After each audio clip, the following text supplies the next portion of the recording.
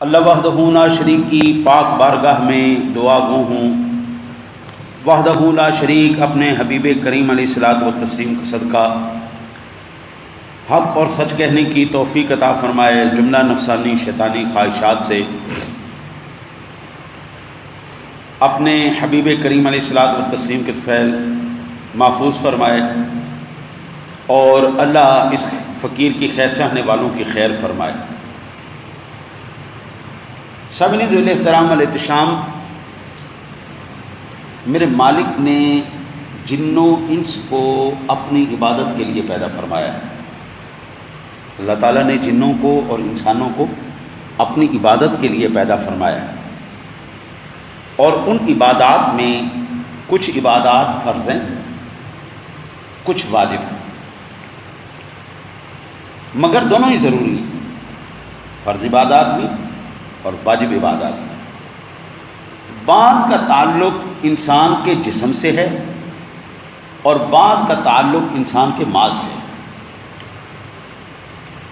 جو عبادات بدن سے متعلق ہیں وہ عبادات بدنیہ کہلاتی ہیں، اور جو مال سے متعلق ہیں وہ عبادات مالیہ کہلاتی ہیں۔ مالی عبادات میں ایک عبادت، عظیم عبادت قربانی ہے۔ مالی عبادات میں ایک عظیم عبادت قربانی، جس کا میں انشاءاللہ تعالی العزیز آج ایک وسیع مفہوم میں آپ کی بارگاہ میں عرض کروں گا۔ اللہ سے دعا ہے اللہ کما حقہ بیان کرنے کی توفیق عطا فرمائے۔ آج پتہ چل رہا ہے نا جی، واقعی یہ مالی عبادت۔ ایک چھوٹا بکرا آپ اندازہ کیجئے، رات کو دیکھنے کے لیے گئے، اتنا موٹا تازہ بھی نہیں اور اتنا کوئی فربا بھی نہیں، بڑے موٹا تازہ اور بڑا خوبصورت نارمل سے بکرا، 1,70,000 روپے کا۔ پتہ لگا نا قربانی کرتے ہوئے۔ اچھے والا بکرا نے 2 لاکھ 2.5 لاکھ، یہ اچھا والا بکرا میں، اور اچھا بڑا والا جانور اچھا لیں تو 4 لاکھ 3 لاکھ، اس سے نیچے آپ کو اچھا جانور نہیں ملے گا۔ تو یہ مالی عبادت بھی ہو گئی، ہاں جی۔ اچھا جی، اب قربانی کے معنی کیا ہے؟ حضرت امام راغب اصفہانی رحمۃ اللہ تعالیٰ علیہ نے اپنے مفردات میں نقل کرتے ہیں، مفردات القرآن میں فرماتے ہیں کہ القربان سے مراد ہر وہ چیز ہے جس کے ذریعے اللہ تعالیٰ کا قرب حاصل کیا جائے۔ عرف میں قربانی بمانی نسیکہ یعنی ذبیحہ کے استعمال ہوتا ہے۔ قربانی کے ذریعے ہم کیا کرتے ہیں؟ اللہ تعالیٰ کا قرب حاصل کرتے ہیں، اس کی بارگاہ کا قرب حاصل کرنے کے لیے ہم قربانی کرتے ہیں، اللہ راضی ہو جائے، بندہ اللہ کے قریب ہو جائے۔ اللہ تو بندے کے قریب ہے ہی ہے، نحن اقرب الیہ من حبل الورید، وہ ذات تو بندے کے قریب ہی ہے، لیکن بندہ رب کے قریب ہو جائے۔ اللہ ہر جگہ ہی بندے کے ساتھ، بندہ دور دور بھاگا ہے۔ تو یہ قربانی کا ایک جو ہے وہ مقصد یہ ہے بندہ اپنے رب کے قریب ہو جائے۔ تخلیق، اچھا، اور پھر یہ کوئی آج کی نہیں ہے کہ قربانی صرف 1400 سال پہلے حضور سرور دو عالم صلی اللہ علیہ وسلم کی ذات گرامی نے حکم فرمایا تو قربانی شروع ہوگی، ایسا نہیں۔ قربانی کی بھی تاریخ اتنی ہی پرانی ہے جتنی تاریخ انسانیت کی پرانی ہے۔ قربانی کی تاریخ بھی اتنی ہی پرانی جتنی انسانیت کی تاریخ پرانی۔ سب سے پہلے قربانی کس نے دی؟ حضرت سیدنا آدم علیہ نبینا علیہ الصلوۃ والسلام کے 2 بیٹوں نے۔ وہ واقعہ پورا قرآن پاک کے اندر موجود ہے، وہ میں آپ کے سامنے مختصراً عرض کرتا ہوں۔ اعوذ باللہ من الشیطان الرجیم، بسم اللہ الرحمن الرحیم۔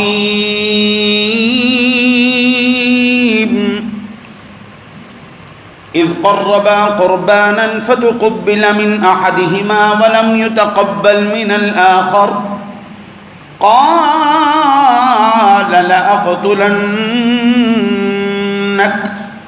قال انما يتقبل اللہ من المتقین۔ ارشاد باری تعالیٰ ہے جب دونوں نے ایک نیاز یعنی قربانی پیش کی تو ایک کی قبول ہوئی، دوسرے کی قبول نہیں ہوئی۔ ایک نے دوسرے سے کہا قسم ہے میں تجھے قتل کروں گا، بھائی تیری قربانی تو قبول ہو گئی ہے، میری قربانی قبول کیوں نہیں ہوئی؟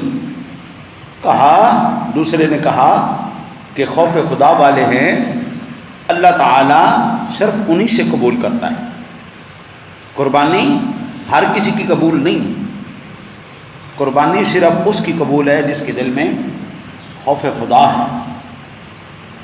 قربانی قبول کرنا نہ کرنا یہ اللہ تعالیٰ کا کام ہے، وہ جس کی چاہے قبول کرے، جس کی چاہے ریجیکٹ کر دے، کوئی دھونس ہے بھائی قبول ہی ہوئے گی نہیں۔ جن کے دل خوف خدا سے لبریز ہوں، تقوی الہی جن کو حاصل ہو، اللہ تعالیٰ ان کی قربانی کو قبول فرماتا ہے۔ بھائی آپ یہ دیکھیں نا، آپ کا کون سا ایسا فعل ہے جس میں اللہ کی رضا کو نکال دیا جائے اور وہ قابل قبول ہو جائے؟ کوئی زندگی میں ایسا بات بتائیں۔ ارشاد باری تعالیٰ ہے قل ان صلاتی ونسکی ومحیای ومماتی للہ رب العالمین۔ محبوب فرما دیجئے میرا جینا بھی، میرا مرنا بھی، میری نمازیں بھی، میری قربانیاں بھی، سب کچھ اس رب سونے کے لیے جو سارے جہانوں کا مالک ہے۔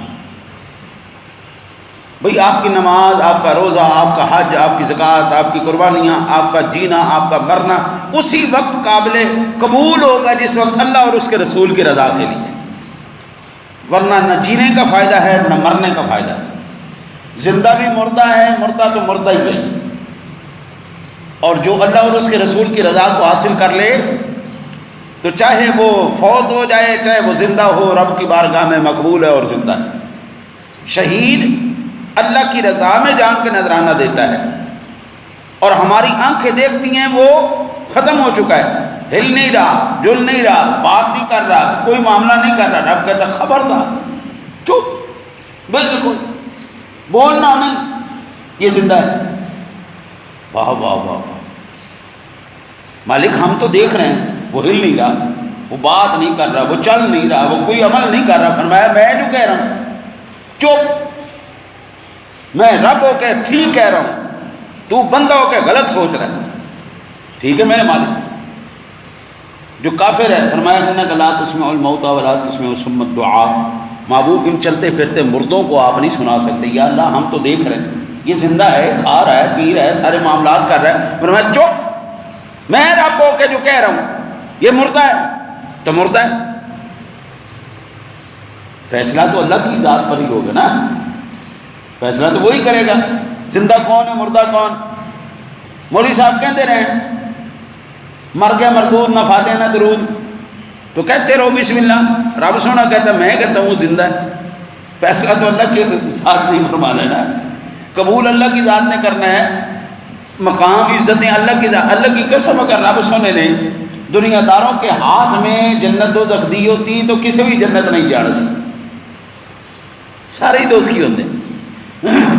ابھی آپ دیکھیں نا جی،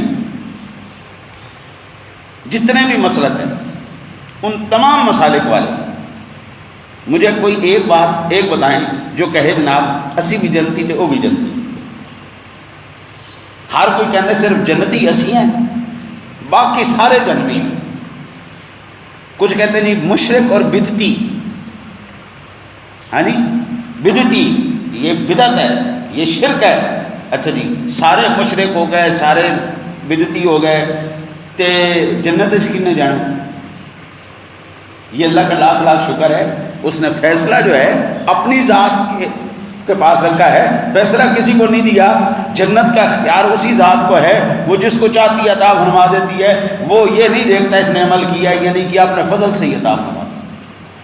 عمل ضرور جو ہے وہ قرب الہی کا ذریعہ ضرور ہے، لیکن یہ صرف اسی وجہ سے میں نے ایسا نہیں، عمل قرب الہی کا ذریعہ ضرور ہے، اللہ کے نزدیک کرتا ہے، جنت کے نزدیک کرتا ہے معاملہ، لیکن جنت صرف اس وجہ سے ملے گی ایسا نہیں، جنت صرف اللہ کے حکم سے اور اس کے فضل سے ملے گی۔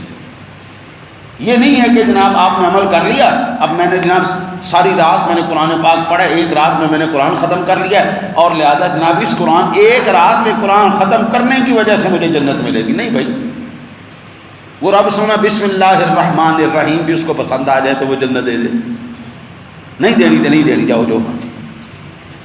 پھر اللہ کی ذات نے یہ نہیں صرف امت مصطفیٰ کریم صلی اللہ علیہ وسلم پر قربانی کو واجب کیا، ایسا نہیں، جتنی بھی اب تک امتیں آ چکی ہیں ہر امت کے اوپر میرے رب نے قربانی کو واجب رکھا ہے۔ ارشاد باری تعالیٰ وَلِكُلِّ أُمَّةٍ جَعَلْنَا مَنْسَكًا، اللہ کی ذات ہر امت کے اوپر اس نے ایک قربانی مقرر فرمائی ہے، اس کی کیفیتیں بدلتی رہی ہیں لیکن قربانی نفس قربانی واجب رہی ہے، کیفیتیں بدلتی رہیں لیکن قربانی واجب رہی۔ اور پھر میں قربان جاؤں، رات کو نا جی وہ گفتگو ہو رہی تو ایک ساتھی کہہ رہے تھے اس بارے میں آپ کا کیا خیال ہے کہ لوگ نا اب قربانی کے اندر بھی دکھاوا کرتے ہیں اور اتنے بڑے بڑے اور مہنگے مہنگے جانور لے آتے ہیں کہ پورے علاقے کے اندر دھوم مچ جاتی ہے کہ جناب واہ واہ واہ واہ اس بندے نے جانور لایا جی، کیا بات ہے، کتنے کا ہے جی، یہ 50 لاکھ روپے کا آیا جی، یہ کتنے کا آیا جی، یہ 1 کروڑ روپے کا آیا۔ اب ہاں سمنا آباد جس علاقے سے میرا تعلق ہے وہاں پہ رات کو 2 آسٹریلین ویڑے اور 2 اونٹ لے کے آئے جی، وہ ویڑے 1.5 کروڑ روپے کا ایک ویڑا، قدِ آدم سے اونچے 8 فٹ اونچے، وہ بلائیں تمبو لگا کے انہوں نے جناب پورا چھوٹ سسٹم لگایا ہوا ہے، وہ بلا قسم کے اونٹ وہ لے کے آئے اور جناب دکھاوا ہو رہا ہے، یہ اونٹ کتنے کا ہے جی، یہ 80 لاکھ کا آیا جی، یہ 90 لاکھ کا آیا جی، 1 کروڑ روپے کا آیا جی، یہ گائے کتنی کی ہے جی، 1.5 کروڑ روپے کی آئی ہے۔ تو مجھ سے پوچھنے لگے آپ کو کیا خیال ہے اس بارے میں نے کہا جی میرا تو کوئی خیال ہی نہیں، خیال تو اللہ رسول کا ہے، میرا تو خیال ہی کوئی نہیں۔ اللہ وحدہ لا شریک ارشاد فرماتا ہے اپنے پاک کلام میں، ارشاد باری تعالیٰ لن ینال اللہ لحومها ولا دماؤها ولکن ینالہ التقوی منکم، سورۃ الحج کی یہ آیت مبارکہ ہے 37 ارشاد باری تعالیٰ اللہ تعالیٰ کو ہرگز نہ ان کے گوشت پہنچتے ہیں نہ ان کے خون پہنچتے ہیں، ہاں اللہ کی بارگاہ میں تمہاری پرہیزگاری پہنچتی ہے۔ ایک بندہ چھوٹا سا بکرا بھی لے آیا نا جس کی عمر سال پوری ہے، وہ بکرا بھی لے آیا لیکن اس کے دل کے اندر اللہ کا خوف ہے، اس کے حبیب کی محبت ہے، قرب الہی ہے، تقوی ہے، اللہ کو راضی کرنا ہے، تو وہ چھوٹا سا بکرا بھی اللہ کی بارگاہ میں مقبول ہے۔ اب 1.5 کروڑ روپے کا سانڈ لے آئے ہو لیکن مقصود دکھاوا ہے، فوٹو سیشن ہے، بھائی پتہ لگے جناب یہ جو برادری ہے نا جی، بٹو برادری ہے، کھوکھر برادری ہے، کھرل برادری ہے جناب، چودھری لوگ ہیں جی، کمبو لوگ ہیں جی، اوئے ہوئے اوئے ہوئے ہوئے یار انہاں ورگا کوئی نہیں جی، یقین کر دیں یہ ایڈی وڈی قربانی لے آیا جناب، ساری دنیا کے اندر دکھاوا ہو رہا ہے، شہرت ہو رہی ہے جناب، سارا کچھ ہو رہا ہے۔ اگر تو ان کا مقصد صرف قرب الہی ہے کہ اللہ کی بارگاہ میں ہم سب سے خوبصورت جانور پیش کریں، پھر تو مبارک ہو ان کو جناب، کیا بات ہے جناب، بہترین سواری انہوں نے کل قیامت والے دن کے لیے انہوں نے اپنے لیے تیار کر لی ہے، اتنی شاندار، پورا عالم معاشر دیکھے گا کہ جناب یہ لوگ خالصتاً اللہ کی رضا کے لیے لائے تھے۔ لیکن المیہ یہ ہے کہ یہ چیزیں بدل گئی، پہلے محفل نعت ہوتی تھی اللہ کا قرب حاصل کرنے کی، حضور کی محبت کے لیے، سرور دو عالم صلی اللہ علیہ وسلم، مجھے اچھی طرح یاد ہے الحاج خورشید صاحب، محمد علی ظہوری قصوری صاحب، اچھا جی، اور اس طرح کے نعت خواں حضرات تشریف فرما تھے، یوسف میمن صاحب تھے، قاری زبید رسول صاحب تھے، یعنی یہ شاندار ہستیاں، ہاں یہ شاندار ہستیاں تھیں۔ اچھا یہ اکٹھے ہوئے، زہری صاحب نے نعت پڑھی، حضرت صاحب، علماء کیا، عوام کیا، ساری اشک بار تھی، ساری کی آنکھوں سے آنسو نکل آ رہے ہیں۔ اللہ اکبر۔ نعت خواں بھی رو رہا ہے۔ محمد علی زہری کسی صاحب کو کبھی سننا اگر آپ کو موقع ملے، بہت خوبصورت نعت خواں۔ اچھا جی، میں نے تو ہم تو ظاہری بات ہے ایسے آمنے سامنے بیٹھ کے ہم نے پڑھا سنا ہوا ہے۔ انتہائی خوبصورت شخصیت، نفیس شخصیت۔ قاری زبید رسول صاحب جب وہ نعت پڑھتے تھے، یہ لوگ اعظم چشتی صاحب، سبحان اللہ سبحان اللہ، یہ لوگ بھی اللہ اور اس کے رسول کی رضا کے لیے نعت پڑھتے تھے، اور سننے والے بھی اللہ اور اس کے رسول کی رضا کے لیے آتے تھے۔ پتہ لگتا تھا ایک دو نعت خواں آئے، عالم دین آیا، عالم بیان کرتے تھے، لوگوں کے دل پہ اثر ہوتا تھا، نعت خواں بیان کرتے تھے، آنکھوں سے آنسو جاری ہوتے تھے۔ آج کام الٹا ہو گیا۔ آج جتنا بڑا میراثی ہے اتنا بڑا نعت خواں، جتنا بڑا میراثی ہوگا اتنا بڑا نعت خواں ہوگا، جتنے سر لگا لے گا اگلے کہیں گے واہ واہ واہ واہ، کیا حضرت صاحب نے سر دی، کیا بات۔ اللہ اکبر۔ خطیب بھی جو ہے ڈرامے باز ہو گئے، جتنا بڑا ڈرامے باز، بدتمیز، گالم گلوچ کرنے والا، وہ اتنا اونچا خطیب ہے۔ وہ خدا کا واسطہ کیڑے پاسے ٹور پہ ہو گیا۔ وہ مقصود جو رضا الہی تھا، مقصود جو اللہ اور اس کے رسول کی رضا تھی، اس کے دین کی اشاعت تھی، وہ اب مقصد نہیں ہے، اب دکھاوا ہے۔ آپ کے مسجد کے امام کی تنخواہ 20,000 روپے ہے، لیکن نعت خواں ایک رات میں 7 لاکھ روپے لے جاتے ہیں۔ تو کیسے آپ کے جو ہے نا شخصیتیں بدلیں، کیسے آپ کے دلوں کے اندر تبدیلیاں پیدا ہوں، کیسے خوف خدا پیدا ہو۔ امام صاحب نے پتہ نہیں ہوتا اگلی نماز بھی پڑھانی ہے نہیں پڑھانی، 15 انتظامیہ دے نعتے اندے پیو سر تے مقرر ہوندے نے، ایک بھی کسی دے خلاف مسئلہ ہویا بس ہوں صدر صاحب دے تسی خلاف گل کیتی، چلو چھٹی تہاڈی جاؤ۔ ہوں تسی صدر صاحب داڑھی نہیں رکھتے، اکثر صدر داڑھی مننے ہوندے تے مولوی صاحب ڈر کے داڑھی دا مسئلہ نہیں کرتے، کیونکہ ظاہری بات ہے ہوں میں یہ مسئلہ کیتا تے سیدھا صدر صاحب تے اٹیک ہو جانا۔ وہ بھی کہتے ہیں ہوں تسی ساڈے تو اٹیک کرو گے، ساڈی کھاؤ گے، ساڈی بلی سانوں بھی آؤں، ساڈے کھاؤ گے، ساڈے تے اٹیک کرو گے۔ وہ امام صاحب کہہ نہیں سکتے، فاسق مولن ہے، لعنتی ہے، داڑھی منوانے والا سیدھا لعنتی، 24 گھنٹے کے ہر منٹ کے ہر سیکنڈ میں اللہ سے لعنت لے رہا ہے، نہیں کہہ سکتا، جرت نہیں اس کی۔ وہ کہے گا تو صدر صاحب کا اٹیک ہو جانا۔ کوئی بندہ کہہ دے سود کھانا حرام ہے، وہ سیکٹری صاحب کا کام بھی سود کا کر رہے ہیں، وہ بیچارہ نہیں کر سکتا، پھر تاری طبیعتیں کس طرح بدل۔ علماء کو آپ سنیں، پرانے علماء کو، اللہ اکبر۔ البتہ مقصد یہ عرض کرنا تھا کہ اللہ کے نیک بندو، اللہ وحدہ لا شریک کی ذات گرامی صرف اس بندے کی قربانی کو قبول فرماتا ہے جس کے دل میں تقوی ہو، پرہیزگاری ہو، اللہ کا خوف ہو، ڈر ہو۔ حضرت سیدنا اسماعیل علیہ نبینا علیہ السلام حضرت ابراہیم علیہ السلام کے انتہائی قریبی پسندیدہ بچے تھے، محبوب بچے تھے۔ پچھلی عمر میں اولاد ویسے ہی پیاری ہوتی ہے، آدمی بڑا ہو جائے، عمر میں بڑا ہو جائے، پھر اولاد ہو وہ زیادہ پیاری لگتی ہے۔ سب سے زیادہ قیمتی چیز اسماعیل علیہ السلام تھے۔ حضرت ابراہیم علیہ السلام کی ذات گرامی نے اللہ سے مانگ کے لیا، رب ہب لی من الصالحین، نیک صالح اولاد عطا فرما۔ جب نیک صالح پرہیزگار اولاد اللہ نے عطا فرمائی، پھر اپنی رب کی رضا کے لیے اس کو اس کی بارگاہ میں پیش کر دیا۔ یہ رب کو اتنا خوبصورت واقعہ لگا، اللہ نے اس کو قرآن بنا دیا۔ یعنی ان کا تقوی، پرہیزگاری کس لیول کی تھی۔ پیارے ابراہیم علیہ السلام کی رب سے اولاد مانگی، کیسے مانگی؟ فرمایا رب ہب لی من الصالحین، اے اللہ مجھے لائق اولاد عطا فرما۔ اللہ سے اولاد مانگو، ضرور مانگو، لیکن گندی اولاد نہیں، چنگی اولاد، نیک اولاد، صالح اولاد۔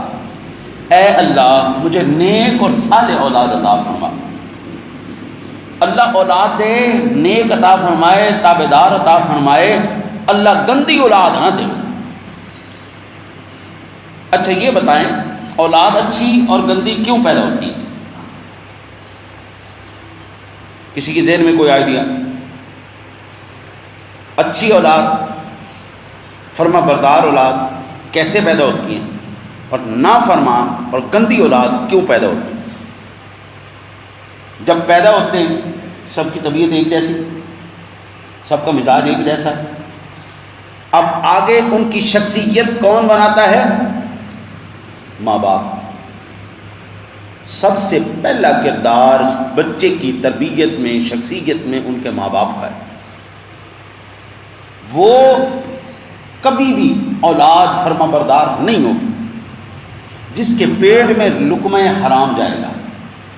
آپ زور لگا کے دیکھ لیں، لقمہ حرام جن کے پیٹ میں جا رہا ہے وہ کبھی ماں باپ کی فرما بردار تابع دار اولاد نہیں ہوگی۔ سمجھ آئی؟ نمبر 1۔ نمبر 2، جو مین بڑی وجہ ریزن ہے، ایک وجہ یہ ہے کہ جو ماں باپ رب کے سامنے سجدہ کرنا خود ہی نہیں جانتے، ان کی اولاد کیسے ان کی فرما بردار ہو۔ میں نے ایک مقام پر، غالباً یہ امام غزالی کا قول ہے، البتہ کسی اللہ کے بزرگ کا میں نے یہ قول پڑھا تھا، ان کی حالات زندگی پڑھ رہا تھا، اور حضور ڈاکٹر صاحب رحمۃ اللہ تعالیٰ علیہ نے بے شمار حضرات اولیاء اللہ کا ذکر کیا ہے۔ ان کے اندر ذکر فرماتے ہوئے ایک مقام پر لکھتے ہیں کہ اگر کوئی بندہ یہ دیکھے کہ اس کی اولاد اب فرما بردار نہیں رہی، اس کی نافرمانی کر رہی ہے، اس کی بات نہیں مان رہی، تو پھر جو ہے نا اس کو یہ دیکھنا چاہیے اس بندے سے رب کی نافرمانی کہاں پہ ہو رہی ہے۔ اگر اولاد اس کی فرما بردار نہیں ہے نا، تو اب یہ وہ بندہ دیکھے کہ اس نے اللہ کی نافرمانی کہاں پر کی۔ اولاد مانگی، پھر رب سے یہ مانگا، یا اللہ اولاد تو دینا لیکن نیک اور صالح اولاد دینا۔ میرے رب نے کیا فرمایا؟ فرمایا فبشرناہ بغلام حلیم، ہم نے پھر جب اس نے مانگا ہم سے تو ہم نے پھر ایک عقل مند، حلیم، بردبار بچے کی خوشخبری سنائی۔ ٹھیک ہے میرا خلیل، جیسا مانگو گے ہم عطا کریں گے۔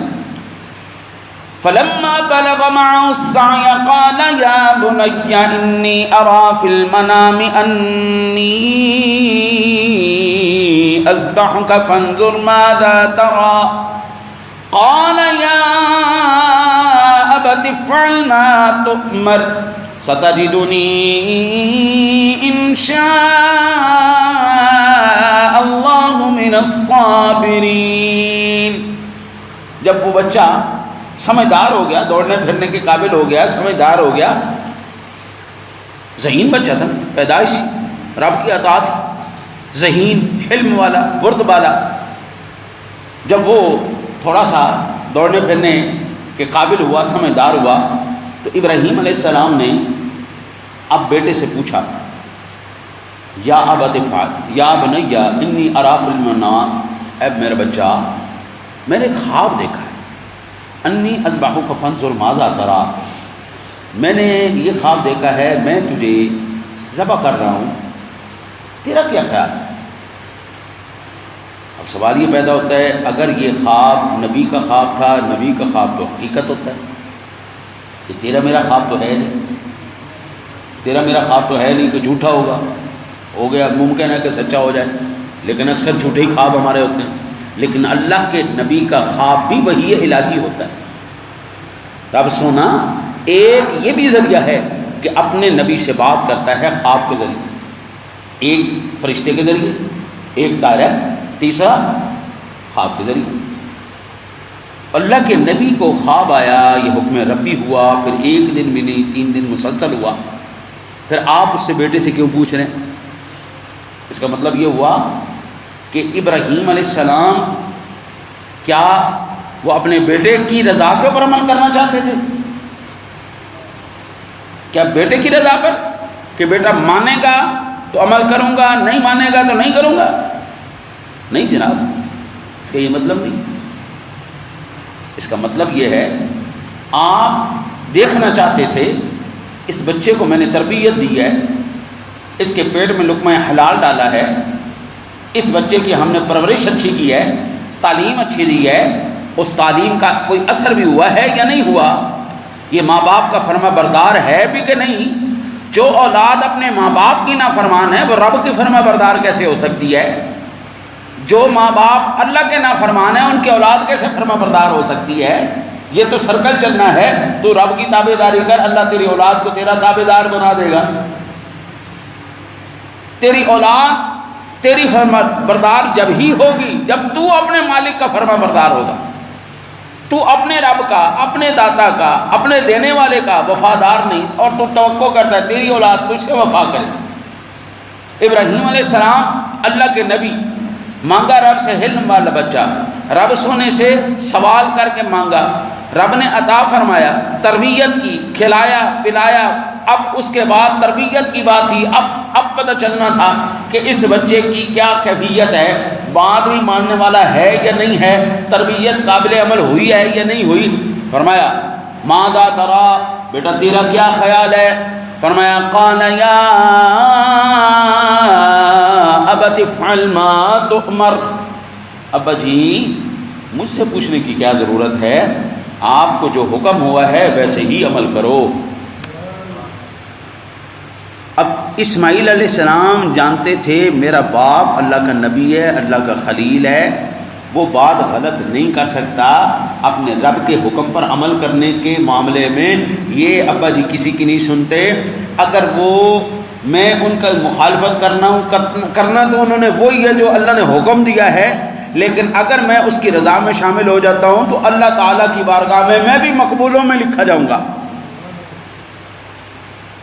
اب اپنی جان کا نذرانہ پیش کرنا یہ کوئی معمولی بات ہے، اور پھر اس عمر کے حصے میں جس میں سب سے زیادہ اپنی جان پیاری ہوتی، ماں باپ کو بھی سب سے زیادہ اسی کی جان پیاری ہوتی۔ اب کئی جو ہے نا جی ماں باپ، بچے تو لڑتے ہی رہتے ہیں جی، بچے آپس میں لڑتے رہتے ہیں، صلح بھی ہو جاتی ہے، لڑائی بھی ہو جاتی ہے۔ اب کئی بچوں کے آپس میں، یار بچوں کی لڑائی کو بچوں کی حد تک رکھو، وہ 1 منٹ میں لڑ پڑتے ہیں، 1 منٹ میں صلح ہو جاتی۔ ان کے پیچھے ماں باپ جو ہے وہ اتنا خوفناک چہرہ دکھاتے ہیں کہ بندہ الامان الحفیظ، لڑائی کسی اور لیول پہ پہنچ جاتی ہے۔ بچوں کی لڑائی کو بچوں تک رکھو، نہیں اچھا اب یہ بچے تھے لیکن وہ بچے نہیں تھے جو ماں باپ کے لیے بھی مصیبت کا اور ماں باپ کے لیے بھی شرم کا وہ سبب بنے، نہ، یہ وہ بچے تھے جس کی یاد آج ہزاروں سال بعد بھی یاد کی جا رہی ہے۔ آج ہزاروں سال بعد میں منبر پر بیٹھ کر اس بچے کا تذکرہ جو کر رہا ہوں، یہ رب کو اتنی ادا پسند آئی تھی، پیارے اسماعیل علیہ السلام کی اور ابراہیم علیہ السلام کی یہ ادا اتنی پسند آ گئی، یہ باپ بیٹے کی بات اتنی پسند آ گئی، تابعداری فرما برداری اتنی پسند آ گئی، صرف آج میں پاکستان میں نہیں پوری دنیا کے اندر خطیب آج اسماعیل علیہ السلام ابراہیم علیہ السلام کا تذکرہ کر رہے ہیں، قرآن کا حصہ بنا کر رب نے اس کو ایسا قیامت کی دیواروں تک ساری انسانیت کو سبق دیا ہے۔ اور کچھ آپ پڑھیں نہ پڑھیں، آپ کے لیے یہ اللہ کے نبی اور اس کے بیٹے کا واقعی کافی، دونوں ہی اللہ کے نبی، ان دونوں اللہ کے نبیوں کا واقعہ اتنا خوبصورت، باپ اور بیٹے کی تربیت کا، اللہ کی فرما برداری کا، رزق حلال کا ایسا زبردست، ہر سال اس کو دہرایا جا رہا ہے، ہر سال اس کو دہرایا جا رہا ہے۔ شاید کوئی خطیب ہو، شاید کوئی عالم ہو جو ان ایام میں قربانی کا حکم، فضائل، مسائل، یہ معاملات نہ بیان کرے، اسماعیل علیہ السلام ابراہیم علیہ السلام کا ذکر نہ کرے، ایسا نہیں ہو سکتا۔ فرمایا ستجدنی انشاء اللہ من الصابرین، ابا جی آپ کو اللہ کا حکم ہوا ہے آپ عمل کریں، انشاءاللہ تعالی العزیز آپ مجھے صابروں میں سے پائیں گے، ہم نے اف بھی نہیں کرنے۔ انتہائی خوش نصیب ہیں وہ ماں باپ جن کی اولاد ان کی فرما بردار ہے، انتہائی خوش نصیب ہیں وہ بچے جن کے ماں باپ کی کمائی بھی پاک ہے، ان کا کردار بھی پاک ہے۔ ابراہیم علیہ السلام کی یہ اولاد جو پیدا ہوئی، سب سے پہلا کردار کس کا تھا؟ اماں جی ہاجرہ کا تھا۔ دوسرا کردار اس شخصیت کے اندر پیارے ابراہیم خلیل اللہ کا تھا۔ تیسرا کردار اس لقمے کا تھا جو ان کے پیٹ میں گیا۔ ماں بھی اللہ کی فرما بردار، باپ بھی اللہ کا فرما بردار، رزق بھی حلال، تو پھر بیٹا اسماعیل علیہ السلام جیسا کیوں نہ پیدا ہو؟ پھر بیٹا اس جیسے ہی پیدا ہوگا۔ حضرت ہم لوگ لا علمی کے اندر اپنی حلال کمائیوں کو بھی حرام قرار دے دیتے ہیں، حرام کر کے اپنے بچوں کے منہ میں جھوٹ کی کمائی، فراڈ کی کمائی، 2 نمبری کی کمائی۔ جب کھلائیں گے ان کو تو آپ کا بیٹا کہاں نمازی پیدا ہوگا، کہاں فرما بردار پیدا ہوگا؟ نہیں ہوگا۔ یہ ہر سال واقعہ جو دہرایا جاتا ہے، جو قربانی کروائی جاتی ہے، یہ ہر سال صاحب نصاب پر واجب قرار دے دی گئی، لازمی ہے، بھائی تو نے کرنی ہے۔ عملاً جو ہے یہ سبق دہرایا جا رہا ہے، اور یہ 1-2 دن کی بات نہیں، یہ صدیوں سے بھی اوپر کی بات۔ ابراہیم علیہ السلام سے یہ چلتا آ رہا ہے سلسلہ، اور آج تک یہ سلسلہ چلے جا رہا ہے، اور یہ قیامت کی دیواروں تک چلے گا۔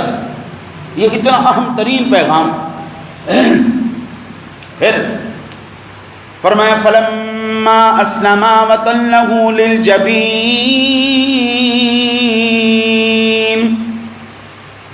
جب ان دونوں نے اللہ کے حکم پر گردن رکھ دی اور ابراہیم علیہ السلام آمادہ ہو گئے، اسماعیل علیہ السلام آمادہ ہو گئے، وہ عمل جب ہونے لگا، وَنَادَيْنَاهُ أَن يَا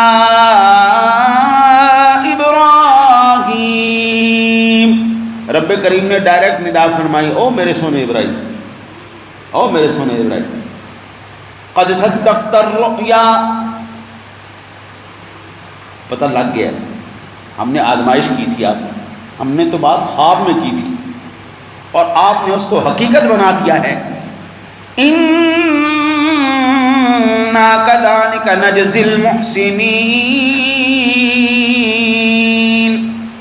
اب ہم آپ کو ایسا صلہ دیں گے جو قیامت کی دیواروں تک یاد کیا جاتا رہے گا۔ ہزاروں سال گزر گئے، ہزاروں سال، 1 2 4 10 20 50 صدیاں نہیں، ہزاروں سال گزر گئے، یہ مسلسل چل رہا ہے اور یہ قیامت تک چلتا رہے۔ جو والدین سنت کر رہے ہیں ادا ابراہیم علیہ السلام کی، جو اولادیں سنت ادا کر رہی ہیں اسماعیل علیہ السلام کی، رب سونا ان آیات بینات کا فیض ان کو بھی عطا فرمائے گا، وہ بھی اس کے اندر شامل ہوتے چلے جائیں گے۔ اور میرا رب سونا کہتا ہے یہ ایوے کوئی چھوٹی موٹی بات نہیں، اِنَّ هَذَا لَهُوَ الْبَلَاءُ الْمُبِينُ وَفَدَيْنَاهُ بِذِبْحٍ عَظِيمٍ، فرمایا کوئی چھوٹا موٹا امتحان نہیں تھا، لَهُوَ الْبَلَاءُ الْمُبِينُ، یہ آزمائش تھی بڑی تگڑی قسم کی۔ بھائی اپنے ہاتھ سے اپنی اولاد کو قربان کروانا معمولی بات ہے؟ آپ اندازہ کریں، کلاس میں بچے پڑھتے نا، تو جب وہ نکلتے نا تو بچے آپس میں انہوں نے لڑنا ہی ہے، کسی نے کسی کو دھکا دے دیا، کسی نے کسی کو تھپڑ مار دیا، وہ بھاگتے ہیں، کوئی کسی کے ساتھ ٹکر آ گئی، سلسلہ ہو گیا، تو ماں باپ لڑنے کے لیے پہنچ جاتے ہیں۔ بھائی ہماری ذمہ داری سبق کی ہے، ہماری ذمہ داری مسجد کے اندر کی ہے، آپ کی تربیت بتا رہا ہے بچہ، ہماری تربیت کیسی؟ اب ایک وکیل صاحب ہیں، ان کے بچے آتے تھے، بھائی خدا دی پناہ ہے، ان کی اماں جی کہتی ہیں میرے بیٹے تو بھائی اس کائنات کے شیخ سادی ہیں تھے، امام غزالی ہیں۔ اچھا جی، ابا جی کہیں جی ساڈے میرے پتر تے غلطی کاری نہیں چل رہے۔ اچھا جی، شیطان بھی ان سے ٹیوشن لیتا ہوگا، اتنے خوفناک بچے، شیطان بھی ٹیوشن لیتا ہوگا، اتنے خوفناک بچے، اتنی گندی زبان، اندر بیٹھے انہوں نے اوئے ہوئے حاجی محمد شریف، اللہ اکبر، ان سے زیادہ کوئی نہ سیانا ہے کوئی نہیں، یا باہر نکلتے ہیں تو پتہ نہیں کون سا جن باہر آ جاتا ہے۔ وہ ابا جی لڑنے کے لیے آگے، میں کہا بھائی جان آپ کی مہربانی، آپ اپنے بچے لے جائیں، ہم 24 گھنٹے ان کی حفاظت کی ذمہ داری نہیں لے سکتے۔ وہ گلی میں آپ کے بچے لڑ پڑے تھے، بھائی لڑے گلی کے اندر ہیں، مسجد میں بیٹھے امام کا کیا قصور ہے؟ یہ آپ کی تربیت بتا رہی ہے نا، آپ نے تربیت کیسے کی ہے بچے کی؟ بھائی بچہ گالی دے نا جی، سب سے پہلے یہ اس بات کی نشانی ہوتی ہے اس کی ماں کی زبان بڑی گندی ہے، دوسرے نمبر پر اس کے باپ کی زبان بڑی گندی ہے۔ شریف بچہ جن کے گھر میں تربیت اچھی ہو، گفتگو اچھی ہو، اللہ کی قسم وہ گالی نہیں نکالتا، ان کو گالی آتی ہی نہیں آتی گالی، جس نے ساری زندگی سنی ہی نہیں اس کو کیا آئے گی گالی؟ اور جس نے 24 گھنٹے ماں کی زبان سے باپ کی زبان سے گالی سننی ہے، وہ بچہ گالی نہیں کرے گا تو اور کیا کرے گا بابا؟ وہ گالی نکالے گا۔ زیادہ تر علماء کی اولاد گالی نہیں نکالتی، یہ نہیں کہ وہ کوئی بھی نہیں نکالتا، نہیں نکالتے، وہ زیادہ تر نہیں نکالتے۔ اس کی وجہ یہ ہے کہ گھر میں وہ ماحول ہی نہیں۔ زیادہ تر بچے عام عوام الناس کے گالی نکالتے ہیں، کیوں؟ ان کو ماحول ہی ایسا ملتا ہے۔ ایک گھر میں ایسا ماحول نہ بھی ہو، محلے کے اندر ایسا ماحول پیدا کر دیا جاتا ہے کہ وہ ماحول ان کو مجبور کر دیتا ہے۔ ابھی آپ اندازہ کریں، کئی بچوں کو میں مسجد میں نہیں گھسنے دیتا، عمر کتنی؟ 3 سال، 3.5 سال، 4 سال یہ عمر ہے، اور زبان ایسی خوفناک، اتنی گندی گالی، سیدھا استاد کے گلے پڑ جانا۔ عمر کتنی؟ 3.5 سال، 4 سال، مشکل سے بولنا آتا ہوگا، لیکن گالی پوری آتی ہے، گالی پوری آتی ہے، اس کے اندر کوئی کمی بیشی نہیں۔ ضد کرنا، لڑائی کرنا، جھگڑا کرنا، بدتمیزی کرنا، یہ پورا اس بچے کو آتا ہے۔ اس میں سراسر قصور ماں کا ہے اور سراسر قصور باپ کا ہے۔ نیک اولاد ہو تو کریڈٹ بھی ان دونوں ہستیوں کو ہے۔ اب 3 سال کا عمر، ابھی اسکول نہیں گیا، ابھی مدرسے نہیں گیا، خالصتاً تربیت یا تو اس کے گھر کی ہے یا پھر اس کے محلے کی ہے، جہاں وہ نکلتا ہے۔ تو ہم تربیت اب کس کی کریں؟ بچوں کی تربیت کریں یا بچوں کے ماں باپ کی تربیت کریں؟ قرآن نے دونوں کی تربیت کی، باپ کی بھی تربیت کی ہے، ماں کی بھی تربیت کی۔ قرآن کہتا ہے اولاد تیری سب سے بڑی آزمائش ہے، مال تیرا سب سے بڑا آزمائش ہے۔ جو سیانے بندے بیٹھے ہیں وہ سمجھیں گے۔ آج کل ایک پنکی پڑی گئی ہے، پنکی پڑی گئی، تو انہوں نے کہا ہوں تیرا کی بنے گا؟ انہوں نے کہا صنم ہم تو ڈوبے ہیں، تم سب کو بھی لے ڈوبیں گے۔ انہوں جو 2-4 جتیاں پئیاں، پتہ نہیں پئیاں یا نہیں پئیاں، میں نے دھمکی دی تھی، کیونکہ ایسے لوگ بھی ہوتے ہیں غبارے کی طرح، تھوڑا سا ان کو پریشر دو پھٹ جاتے ہیں۔ اس کو تھوڑا سا پریشر دیا تو بتاؤ تمہارے ساتھ کون کون ہے؟ اس نے کہا مجھے مارنے سے پہلے ذرا اپنے ارباب اقتدار کو دیکھ لو، اپنے ارباب اقتدار کو دیکھ لو، ان کے گھروں پہ نظر ڈال لو، ان کے بچوں میں نظر ڈال لو، اس کے بعد میرے اوپر ہاتھ ڈالنا۔ میں تو ایک صرف پرزہ ہوں، میں ایک حصہ ہوں، یہ پورا سسٹم کچھ اور ہے۔ بھائی جن کے ماں باپ بھی چرسی بھنگی، پوڈری ہو، چرسی بھنگی ہے نا، ماں باپ بھی پوڈری، اولاد بھی پوڈری، تو وہاں پر اخلاق، کردار، عبادات، اللہ کا قرب، رضا، تقوی، پرہیزگاری، قربانی، یہ کہاں سے آئے گی؟ تو اب اس وہ سرکل کے اندر صرف بچے مجرم نہیں ہیں، وہ اکیلی مجرم نہیں، پورا سسٹم مجرم ہے۔ وہی ماں باپ، یا تو بچوں نے ماں باپ کو چرسی بنا دیا، پوڈری بنا دیا، یا پھر ماں باپ نے اپنی اولاد کو بنا دیا۔ اولاد کے پیار میں ماں باپ نہیں بولے، اولاد مال کی آکڑ میں ان کی بات نہیں مان رہی، دونوں کام خراب ہو گئے۔ اللہ کہتا ہے یہ کیا ان ھذا لہو البلاء المبین، تم سمجھتے ہیں چھوٹی سی آزمائش تھی؟ اولاد کی تربیت کر کے اس کو اس قدر فرما بردار بنا دینا کہ جب رب کریم کا حکم آئے اپنی گردن تک رکھ دے۔ اللہ کہتا ہے یہ چھوٹی بات نہیں ہے، لہو البلاء المبین، یہ بہت بڑی آزمائش ہے۔ جس باپ نے صرف روٹی کمائی، باہر گیا 9 to 5 کام کیا، صبح جناب اٹھا، اٹھ کے جا کے کاروبار چلا گیا، کام کیا، نوکری کر کے رات میں واپس آ کے جناب روٹی پانی کھاتا، کچھ موبائل میں گیا، پھر سو گیا، نہ اولاد کی تربیت، نہ گھر والوں کے مزاج کا پتہ۔ حضرت صاحب کیا صرف اتنی آپ کی ذمہ داری ہے؟ نہیں بھائی، ایک ایک لمحے کے تم ذمہ دار ہو۔ تمہاری اولاد کیا کر رہی ہے، کیوں کر رہی ہے، یہ خالصتاً دو چیزوں کی جو ہے وہ نتیجہ ہے، ایک تمہاری تربیت کا نتیجہ ہے، دوسرا تمہارے مال کی آمدنی کا نتیجہ ہے۔ حلال ہے تو تابعدار ہے، حرام ہے تو بابو وہ اولاد کا۔ آج دیکھ لو سارے چرسی پیدا ہو رہے ہیں۔ ہم تو اللہ کا کروڑ شکر ادا کرتے ہیں، اللہ تعالیٰ نے ہمیں ان لعنتوں سے محفوظ رکھا ہوا ہے، وہ بھی اس وجہ سے رکھا ہوا ہے ہمارے پاس پیسہ کوئی نہیں۔ مولانا روم کہتے ہیں نفس ہر کس کم تر از فرعون نے لیک ہو رہا اون مارا اون نے، کوئی بھی بندہ فرعون سے کم کوئی نہیں، فرق کتنا ہے اس کے پاس پیسہ اور اختیار کوئی نہیں۔ تو پیسہ اور اختیار دے کے دیکھ، پھر ہم تمہیں تماشا دکھائیں گے ہم کتنے بڑے فرعون ہیں۔ پیسہ اور اختیار بندے کو فرعون بنا دے، بیٹھا ہمارے ہر ایک کے اندر ایک فرعون ہے، بیٹھا ہم سب کے اندر ایک شیطان ہے، لیکن اس شیطان کو لگام صرف شریعت مصطفیٰ ڈال سکتی ہے، دوسرا کوئی نہیں ڈال سکتا۔ اس کھلے سانڈ کو، اس شیطان کو صرف شریعت مصطفیٰ کی لگامیں ہی قابو کر سکتی ہیں، ورنہ یہ جو پڑھے لکھے ساتھی بیٹھے، جیفری ایپسٹین آیا نہیں سامنے، انسانیت کا نام لینا بھی اس کے اوپر شرمندگی ہے۔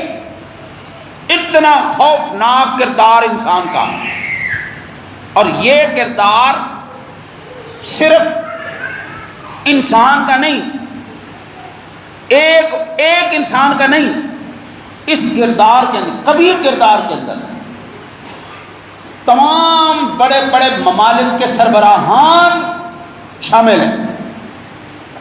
یعنی یہ شیطانی جال صرف ایک فرد واحد تک محدود نہیں ہے، یہ شیطانی جال پوری دنیا کے ہر ملک کے ہر شہر کے اندر اس نے اپنے پنجے گاڑے ہوئے۔ اس شیطان سے، اس دیو سے، اس جانور سے صرف ایک ہی طریقہ کار ہے اس سے نجات حاصل کی جائے، وہ ہے شریعت کی لگامیں، ورنہ مجھے کوئی اور آپ بتا دیں سسٹم۔ جتنے بھی بڑے قانون دان ہیں، جتنے بھی بڑے وہ مذہب کے پیروکار ہیں، وہ تمام کے تمام بڑے سے بڑے ایک بندے کے پیچھے یہ وہ بندہ ہے جو پوری دنیا کے ممالک کی پولیسوں کو اور سیکورٹی اداروں کو مطلوب ہے نہیں۔ پاکستان کے اندر کوئی معاملہ ہو، مذہبی کسی شخص سے کوئی ایسا معاملہ ہو جائے تو جس طرح کتے کی دم پر پاؤں آ جاتا ہے، ٹوں ٹوں کرتا ہے، پوری دنیا کی انسانی حقوق کی تنظیمیں ٹوں ٹوں کر کے مسلمانوں کے اوپر چڑھ جاتی ہیں۔ اس کتے کی طرح جس کی دم پر پاؤں آ چکا ہو وہ ٹوں ٹوں کرتا ہے۔ یہ تمام انسانی حقوق کی تنظیمیں وہ مسلمانوں کے اوپر چڑھ دوڑتی ہیں۔ اب مجھے بتائیں نا، اب تو ثبوت موجود ہیں، اور ثبوت بھی دنیا کی سب سے اعلیٰ عدالت کے موجود ہیں، اور ثبوت بھی وہ موجود ہیں جن ثبوتوں کا انکار نہیں کیا جا سکتا، جو ایگزسٹ کرتے ہیں۔ مجرم اپنے جرم کے بعد تمام تر وہ جتنے بھی اس کے شواہد ہوتے ہیں، ثبوت ہوتے ہیں، ان ثبوتوں کو مٹا دیتا ہے تو شک کی بنا پر چھوٹ جاتا ہے۔ یہاں پر شک کی تو بات ہی کوئی نہیں، بالکل یقین ہے، عین الیقین ہے، حق الیقین ہے۔ لیکن اللہ کی قسم، اتنا کبھی چہرہ دیکھنے کے بعد کسی بھی انسانی تنظیم، حقوق کی تنظیم بول لی کہ انسانیت کا اتنا مکروہ چہرہ یہ شخص دکھانے والا ہے، جب اس نے اپنے راز کھولنے شروع کیے اگلے کو مروا دیا۔ اے ہن پن کی بولی نا جی حضرت صاحب، یہ بھی گئی اللہ کے فضل نال۔ اللہ کی قسم، اس کھلے سانڈ کو، اس جانور کو، اس شیطان کو صرف ایک چیز قابو میں کر سکتی ہے، وہ اللہ اور اس کے رسول کی شریعت۔ اس کے علاوہ آپ سمجھتے ہیں کہ یہ صرف ایک آیہ مبارکہ ہے، ان ھذا لہو البلاء المبین، نہیں بھائی جان، یہ آزمائش، یہ بہت بڑی روشن امتحان جو رب نے کہا ہے، واقعتاً امتحان ہے۔ آج اگر پوری دنیا سکون چاہتی ہے، امن چاہتی ہے. آپ یہاں سے اندازہ کر لیں، ہم پھر بھی ساری دنیا کے مسلمانوں سے بہتر ہیں. ہم الحمدللہ نماز کو نماز سمجھتے ہیں، قرآن کو قرآن سمجھتے ہیں، قربانی بھی کرتے ہیں، زکاتیں بھی دیتے ہیں، اللہ سے ڈرتے بھی ہیں، لیکن پھر بھی ہمارے اندر بہت کمیاں ہیں. لیکن باقی دنیا کے مسلمانوں سے ہم بہتر ہیں، اس لیے کہ آج ہمارے علماء ابھی نصیحت کر رہے ہیں، لوگ ابھی ان کی نصیحت کو سن رہے ہیں.